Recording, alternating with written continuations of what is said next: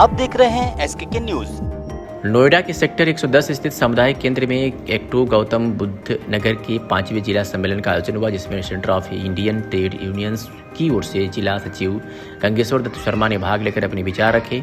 अपने संबोधन में उन्होंने सम्मेलन के सफल आयोजन पर बधाई देते हुए मजदूर वर्ग की वर्तमान चुनौतियों पर विस्तार से चर्चा की। उन्होंने कहा कि देश में श्रमिकों के अधिकारों पर लगातार हमले हो रहे हैं और 4 श्रम संहिताओं के माध्यम से मजदूरों के 8 घंटे के कार्य, सामाजिक सुरक्षा और यूनियन बनाने के अधिकारों को कमजोर किया जा रहा है।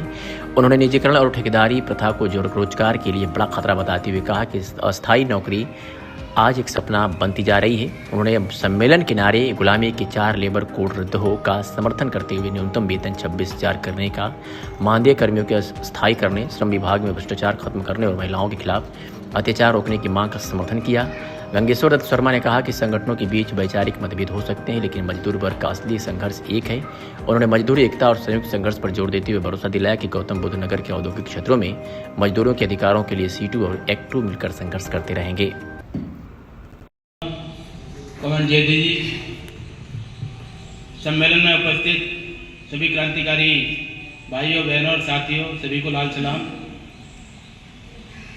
एक्टू का यह सम्मेलन ऐसे दौर में हो रहा है जब मजदूर वर्ग के ऊपर चौतरफा हमले हैं।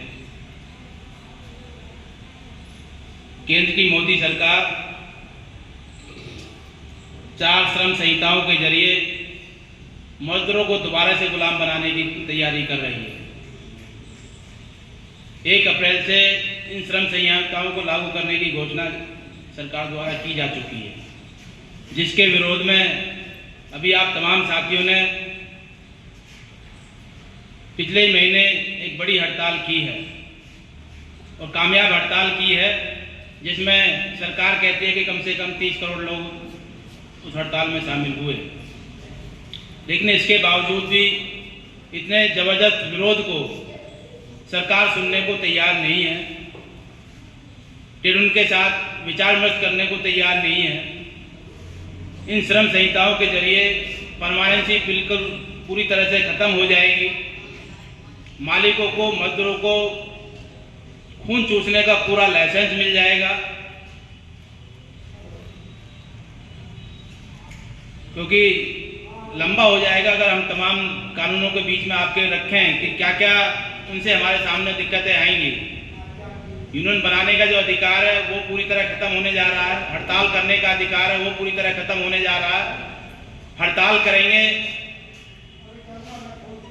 तो दंड और सजा तक के प्रावधान मजदूरों के लिए तो किए गए हैं, लेकिन वर्तमान कानूनों में मालिकों को श्रम कानूनों के उल्लंघन के लिए जितने जो प्रावधान थे उन सबको तो खत्म कर दिया। किसी में सजा का प्रावधान अब नहीं छोड़ा गया है, लेकिन मजदूरों के लिए सजा और जो है दंड के दोनों के प्रावधान इन कानूनों में किए गए हैं।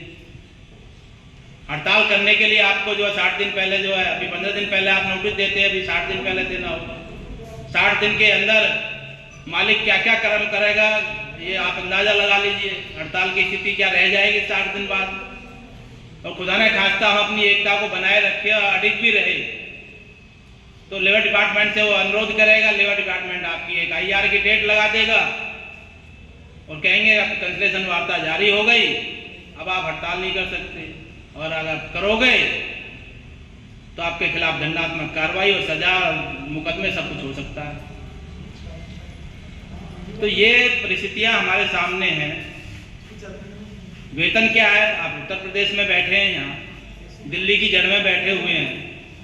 11,000 रुपये मात्र न्यूनतम वेतन है। इस 11,000 रुपये में कैसे मजदूर इस हाईटेक सिटी में जिंदा है, ये हमारे प्रदेश की सरकार, योगी सरकार की समझ में नहीं आ रहा।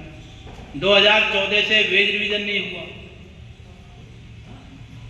तो वो तो करने को तैयार नहीं है। ये मजदूरों का न्यूनतम वेतन बढ़ाने को तैयार नहीं है।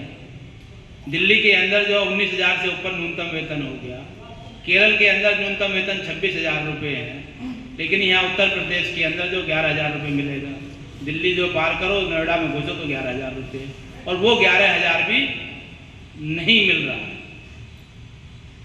11,000 रुपये लेने के लिए बड़ी संख्या को 12-12 घंटे ड्यूटी करनी होती है, तब जाकर के जो 10,000-12,000 रुपये मिलता है।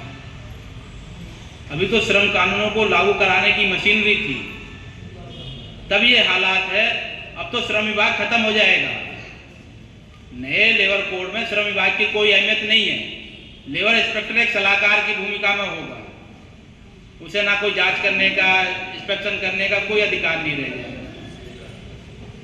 फैसले